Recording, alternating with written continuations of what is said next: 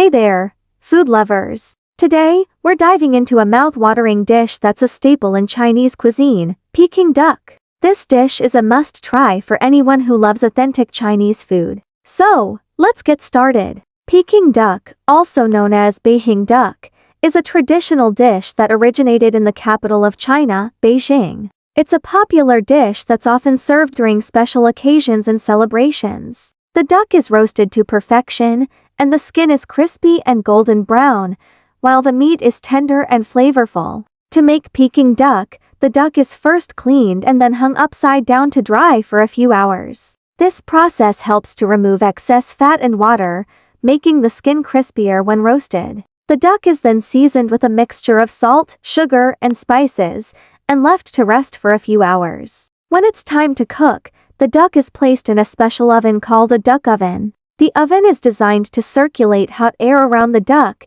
ensuring that it's cooked evenly. The duck is roasted for about 45 minutes, and once it's done, it's removed from the oven and allowed to rest for a few minutes. The duck is then sliced into thin pieces and served with a variety of condiments. The most popular condiment is a mixture of hoisin sauce, sugar, and sesame oil. This sauce is brushed onto the duck before it's served, giving it a delicious glaze. Peking duck is often served with pancakes, cucumber, and spring onions. The pancakes are soft and fluffy, and are used to wrap up the duck and other ingredients. The cucumber and spring onions add a fresh and crunchy texture to the dish. Peking duck is a dish that's best enjoyed with friends and family. It's a great way to celebrate special occasions, and is a dish that's often served during Chinese New Year. So there you have it, folks. Peking duck is a dish that's rich in history and flavor. It's a must-try for anyone who loves authentic Chinese food. I hope you enjoyed this little food adventure,